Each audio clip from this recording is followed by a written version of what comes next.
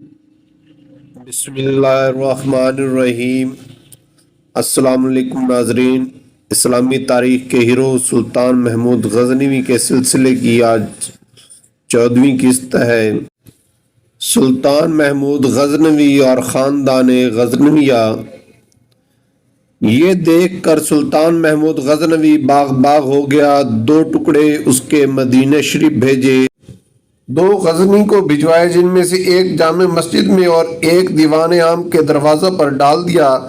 کہتے ہیں کہ اس مہم میں کم از کم 10 کروڑ روپیہ کا مال ہاتھ آیا ہوگا۔ ایسی غنیمت عمر بھر ہاتھ نہیں لگی تھی۔ انمل واڑہ کا راجہ پرم دیو گنداوا کے قلعہ میں پناہ گیر ہوا۔ یہ قلعہ سمندر میں تھا، جب سمندر کا پانی اترتا تو اس تک رسائی ہوتی۔ سلطان محمود غزنوی نے لشکر بھیجا، اس نے قلعہ فتح کر لیا، مگر راجہ ہاتھ نہ آیا۔ بعد ان فتوحات کے سلطان محمود غزنوی انمل واڑہ آیا اور ساری برسات یہیں کاٹی۔ اس ملک میں آب و ہوا کی صفائی اور آدمیوں کی حالت دل آرائی، زمین کی شادابی، پانی کی روانی کو دیکھ کر یہ خطہ اس کو پسند آیا۔ پھر ارادہ کیا کہ غزنی مسعود کو دے دے اور اپنا یہاں علیحدہ دارالخلافہ بنائے اور سلطنت کو بڑھائے۔ سلطان محمود غزنوی کی اس عالی حوصلگی کو دیکھنا چاہیے کہ وہ سکندر ذوالقرنین بننا چاہتا تھا۔ یہاں رہنے سے یہ مطلب تھا کہ جہازوں کا بیڑا تیار کرے، پھر لنکا اور پیکو کو فتح کرے اور وہاں کے سونے و جواہرات کی کانوں سے متمتع ہو۔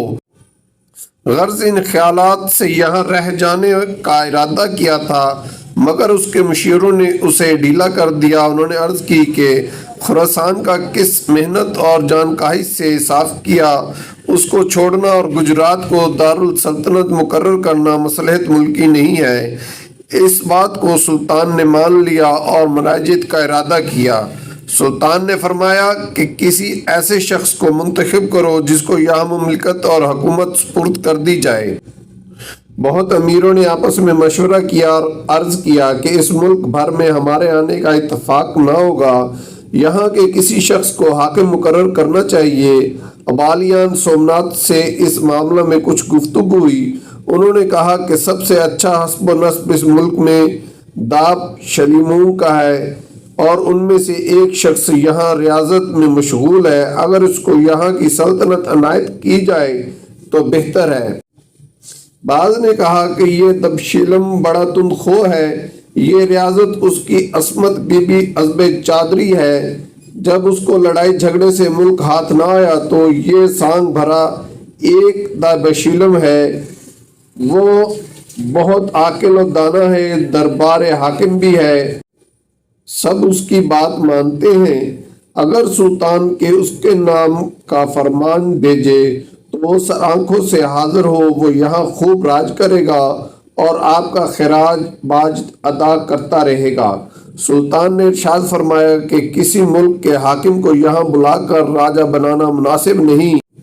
دابشیلم مرتاز ہی کو یہاں کا بادشاہ بنانے کا فیصلہ کیا گیا تو اس دابشیلم نے عرض کی کہ ایک دابشیلم میرا دشمن ہے، جس وقت حضور یہاں سے تشریف فرما ہوئے وہ مجھے دبا کر ملک چھین لے گا، اس لیے بہتر ہے کہ اس کو میرے حوالے کیجیے۔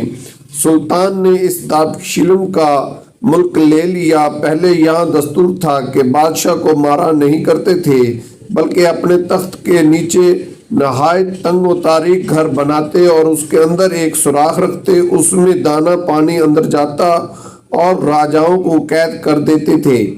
اب تک یہ مکان تیار نہ تھا، اس لیے دابشیلم مرتاز نے عرض کی کہ دوسرے دابشیلم کو آپ ہمراہ لے جائیے اور جب مانگوں تو اسے میرے حوالے کیجیے۔ خدا کی قدرت، جب یہ دابشیلم غزنی سے گجرات آیا تو دابشیلم مرتاز اندھا ہو گیا تھا، اس لیے وہی قیدی گجرات کا راجہ ہوا اور جو گھر اس کے قید کرنے کے لیے بنایا تھا اس میں یہ دابشیلم مرتاز قید ہوا۔ جیسے اس ملک میں آنا دشوار تھا، ایسے ہی الٹ جانا مشکل تھا۔ جس راہ سے آیا تھا وہاں اجمیر اور انمل واڑہ کے راجاؤں کی فوجیں کمین میں بیٹھی تھی۔ سلطان کی فوجوں نے کیسے کچھ مصائب اٹھائے تھے اور کیا کیا لڑائیاں لڑی تھی، اس سبب سے وہ کم ہو گئی تھی۔ سلطان جنگ کرنے کی مصلحت نہ جانتا تھا، اس لیے وہ اس راہ سے نہ گیا جس راہ سے آیا تھا، بلکہ بیابان اور ریگستان سندھ کی راہ اختیار کی۔ ملتان جانے کا قصد کیا، راہبر ساتھ لیے، مگر راہبر نے راہ نہ بتائی بلکہ راہ سے بے راہ اور گمراہ کیا اور ایسی راہ پر ڈال دیا جہاں پانی کا پتہ تک نہ تھا۔ جب رات دن سفر ہوا اور پانی نہ ملا تو ایک تلا ملی سارے لشکر میں پڑ گئی۔ راہبر سے پوچھا کہ پانی کہاں سے ملے گا؟ اس نے جواب دیا کہ میں سومناتھ کا فدائی ہوں، تجھے اور تیرے لشکر کو ایسی جگہ لایا ہوں کہ بن پانی ماروں۔ سلطان نے غضب میں آ کر اس کو وہیں مار ڈالا، پانی کی تلاش میں ادھر ادھر پھرتا تاکہ مرغان آبی نظر آئے۔ اس سے یہ یقین ہوا کہ جہاں یہ جانور ہوں وہاں پانی ضرور ہوگا، غرض ان سے ایک چشمے کا پتہ مشکل سے ملا۔ اس عرصہ میں بہت سے آدمی مر گئے، کچھ دیوانے ہو گئے۔ خلاصہ یہ کہ ملتان کی راہ سے سلطان غزنی پہنچ گیا اور اسی سال میں خلیفہ القادر باللہ عباسی نے اس کا لقب کہف الدولت والسلام عطا فرمایا۔ اب اس مہم میں یہ باتیں قابل غور ہیں۔ اول گندابا، جس میں راجہ محل واڑہ جا کر چھپا کیا مقام ہے، فارسی تاریخوں میں اس کے نام مختلف طرح کے لکھے ہیں، غالباً وہ کھانڈ آوار کاٹھیا واڑ میں ہیں۔ دوم، سومناتھ کی تحقیقات جو تاریخ فرشتہ میں لکھی ہے کہ وہ مرکب سوم اور ناتھ سے ہے۔ سوم ناتھ بادشاہ کا ہے جس نے اسے بنایا تھا اور ناتھ اس بت کا نام ہے۔ یہ دونوں علم نام بت خانہ اور شہر کا ہو گیا، اور ناتھ کے معنی ہندی میں بزرگ کے ہیں۔ اس نے کیا جگناتھ پہ کیا ہے، مگر یہ اس کی غلطی ہے۔ اصل یہ ہے کہ سنسکرت میں سوم چاند کو کہتے ہیں۔ مہادیو کی پرستش اس سوم ناتھ کے نام سے بھی کی جاتی ہے، اس لیے اس کو سومناتھ کہتے تھے۔ چاند کی پہلی اور 14ویں تاریخ کو اس کا اشنان بڑی دھوم دھام سے ہوتا تھا، شاید اسی لیے اس کو سومناتھ کہتے تھے۔ پہلے مورخوں نے کچھ اس بت کے اعضاء اور خد و خال نہیں بیان کیے۔ اولنگ کی شکل تھا، اس میں آنکھ ناک کچھ نہ تھے۔ اولنگ ٹھوس ہوتا ہے کہ یہ مورخوں کا لکھنا ہے کہ بتر سے ناک اڑائی اور گرز سے پیٹ کو توڑا، اس میں سے جواہرات نکلے، غلط ہے۔ ابو ریحان بیرونی کا لکھنا ہے کہ صحیح معلوم ہوتا ہے اس کے سر کے اوپر یعنی لگم پر سونے کی پوشش اور جواہرات جڑے ہوئے تھے۔ تاریخ فرشتہ میں جو حال سومناتھ کے توڑنے کا لکھا ہے وہ ایک کہانی دراصل گھڑی ہوئی ہے، مگر وہ دلچسپ ایسی ہے کہ ان مورخوں نے جو تحقیق سے غرض نہیں رکھتے نقل کر دیا۔ ابو ریحان بیرونی نے صحیح لکھا ہے کہ سومناتھ لنگ تھا۔ یہ ہر شخص دیکھ سکتا ہے کہ لنگ کے پیٹ نہیں ہوتا جو اس میں جواہر بھرے جاتے۔ ہندوستان میں 12 مندر لنگ کے ہیں، ان میں سے ایک سومناتھ بھی تھا۔